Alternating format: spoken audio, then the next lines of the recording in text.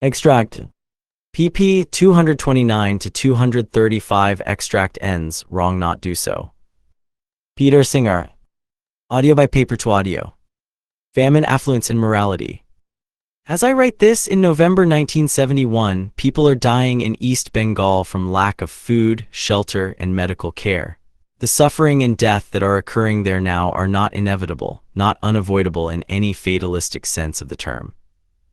Constant poverty, a cyclone, and a civil war have turned at least 9 million people into destitute refugees. Nevertheless, it is not beyond the capacity of the richer nations to give enough assistance to reduce any further suffering to very small proportions.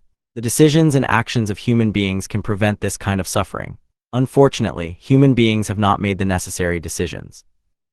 At the individual level, people have, with very few exceptions, not responded to the situation in any significant way. Generally speaking, people have not given large sums to relief funds. They have not written to their parliamentary representatives demanding increased government assistance. They have not demonstrated in the streets, held symbolic fasts, or done anything else directed toward providing the refugees with the means to satisfy their essential needs. At the government level, no government has given the sort of massive aid that would enable the refugees to survive for more than a few days. Britain, for instance, has given rather more than most countries. It has, to date, given £14,750,000.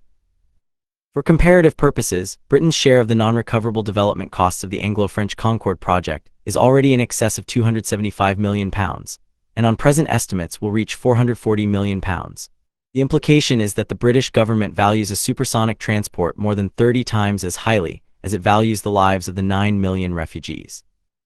Australia is another country which, on a per capita basis, is well up in the aid to Bengal table. Australia's aid, however, amounts to less than 1/12 of the cost of Sydney's new Opera House. The total amount given from all sources now stands at about £65 million. The estimated cost of keeping the refugees alive for 1 year is £464 million. Most of the refugees have now been in the camps for more than 6 months. The World Bank has said that India needs a minimum of £300 million in assistance from other countries before the end of the year. It seems obvious that assistance on this scale will not be forthcoming. India will be forced to choose between letting the refugees starve or diverting funds from her own development program, which will mean that more of her own people will starve in the future. These are the essential facts about the present situation in Bengal. So far as it concerns us here, there's nothing unique about the situation except its magnitude. The Bengal emergency is just the latest and most acute of a series of major emergencies in various parts of the world, arising both from natural and from man-made causes. There are also many parts of the world in which people die from malnutrition and lack of food independent of any special emergency. I take Bengal as my example only because it is the present concern, and because the size of the problem has ensured that it has been given adequate publicity. Neither individuals nor governments can claim to be unaware of what is happening there. What are the moral implications of a situation like this? In what follows, I shall argue that the way people in relatively affluent countries react to a situation like that in Bengal cannot be justified. Indeed, the whole way we look at moral issues, our moral conceptual scheme, needs to be altered, and with it, the way of life that has come to be taken for granted in our society. In arguing for this conclusion, I will not, of course, claim to be morally neutral. I shall, however, try to argue for the moral position that I take so that anyone who accepts certain assumptions to be made explicit will, I hope, accept my conclusion. I begin with the assumption that suffering and death from lack of food, shelter, and medical care are bad. I think most people will agree about this, although one may reach the same view by different routes. I shall not argue for this view. People can hold all sorts of eccentric positions, and perhaps from some of them it would not follow that death by starvation is in itself bad. It is difficult, perhaps impossible, to refute such positions, and so for brevity I will henceforth take this assumption as accepted. Those who disagree need read no further. My next point is this: if it is in our power to prevent something bad from happening without thereby sacrificing anything of comparable moral importance, we ought morally to do it. By without sacrificing anything of comparable moral importance, I mean without causing anything else comparably bad to happen, or doing something that is wrong in itself, or failing to promote some moral good, comparable in significance to the bad thing that we can prevent. This principle seems almost as uncontroversial as the last one. It requires us only to prevent what is bad and not to promote what is good, and it requires this of us only when we can do it without sacrificing anything that is, from the moral point of view, comparably important. I could even, as far as the application of my argument to the Bengal emergency is concerned, qualify the point so as to make it: if it is in our power to prevent something very bad from happening without thereby sacrificing anything morally significant, we ought morally to do it. An application of this principle would be as follows. If I am walking past a shallow pond and see a child drowning in it, I ought to wade in and pull the child out. This will mean getting my clothes muddy, but this is insignificant, while the death of the child would presumably be a very bad thing. The uncontroversial appearance of the principle just stated is deceptive. If it were acted upon, even in its qualified form, our lives, our society, and our world would be fundamentally changed. For the principle takes firstly no account of proximity or distance. It makes no moral difference whether the person I can help is a neighbor's child 10 yards from me or a Bengali, whose name I shall never know, 10,000 miles away. Secondly, the principle makes no distinction between cases in which I am the only person who could possibly do anything and cases in which I am just one among millions in the same position. I do not think I need to say much in defense of the refusal to take proximity and distance into account. The fact that a person is physically near to us so that we have personal contact with him may make it more likely that we shall assist him, but this does not show that we ought to help him rather than another who happens to be further away. If we accept any principle of impartiality, universalizability, equality, or whatever, we cannot discriminate against someone merely because he is far away from us or we are far away from him. Admittedly, it is possible that we are in a better position to judge what needs to be done to help a person near to us than one far away, and perhaps also to provide the assistance we judge to be necessary. If this were the case, it would be a reason for helping those near to us first. This may once have been a justification for being more concerned with the poor in one's own town than with famine victims in India. Unfortunately for those who like to keep their moral responsibilities limited, instant communication and swift transportation have changed the situation. From the moral point of view, the development of the world into a global village has made an important, though still unrecognized, difference to our moral situation. Expert observers and supervisors, sent out by famine relief organizations or permanently stationed in famine-prone areas, can direct our aid to a refugee in Bengal almost as effectively as we could get it to someone in our own block. There would seem, therefore, to be no possible justification for discriminating on geographical grounds. There may be a greater need to defend the second implication of my principle, that the fact that there are millions of other people in the same position, in respect to the Bengali refugees, as I am, does not make the situation significantly different from a situation in which I am the only person who can prevent something very bad from occurring. Again, of course, I admit that there is a psychological difference between the cases. One feels less guilty about doing nothing if one can point to others, similarly placed, who have also done nothing.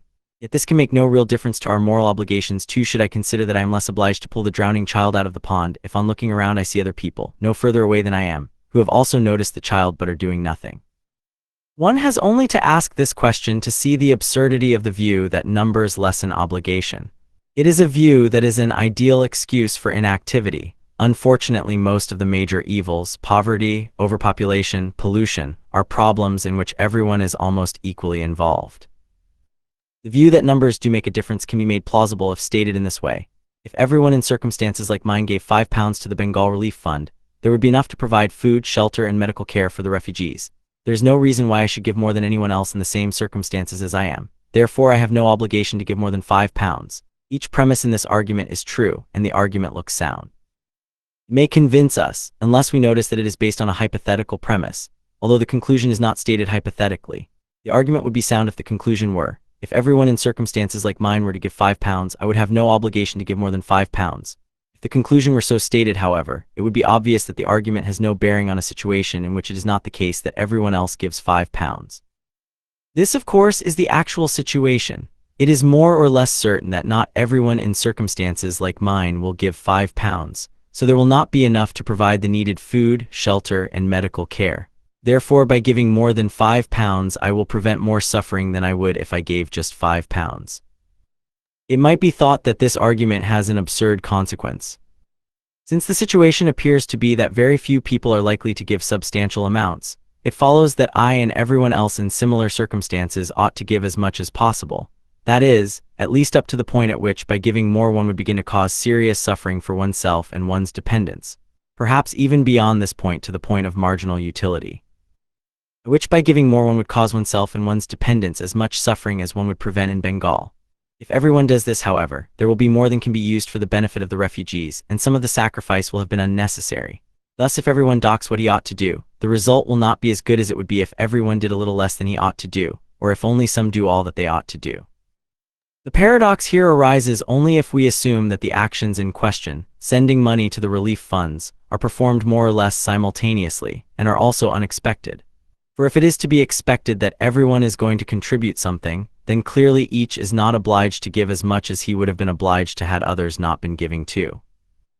And if everyone is not acting more or less simultaneously, then those giving later will know how much more is needed, and will have no obligation to give more than is necessary to reach this amount. To say this is not to deny the principle that people in the same circumstances have the same obligations, but to point out that the fact that others have given or may be expected to give is a relevant circumstance. Those giving after it has become known that many others are giving and those giving before are not in the same circumstances. So the seemingly absurd consequence of the principle I have put forward can occur only if people are in error about the actual circumstances. That is, if they think they're giving when others are not, but in fact they're giving when others are.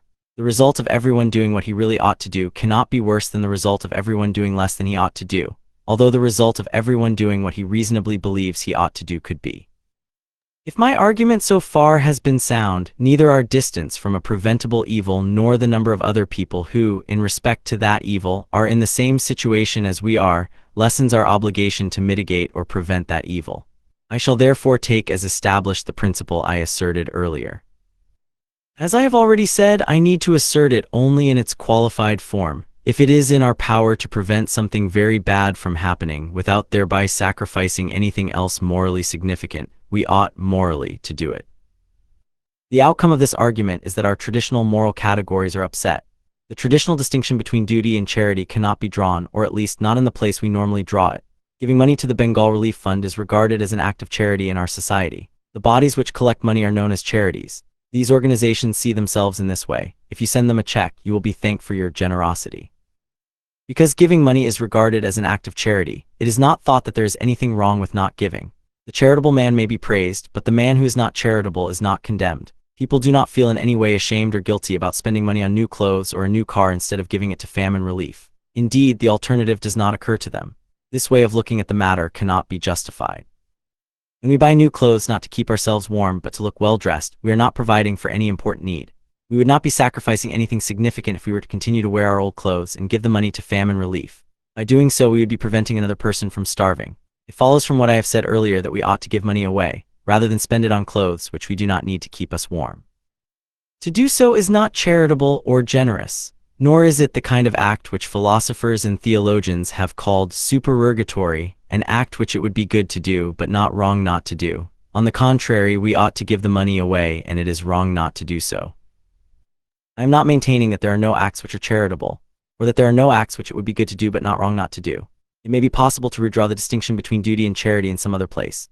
All I am arguing here is that the present way of drawing the distinction, which makes it an act of charity for a man living at the level of affluence which most people in the developed nations enjoy to give money to save someone else from starvation, cannot be supported. It is beyond the scope of my argument to consider whether the distinction should be redrawn or abolished. You have reached the end of the document.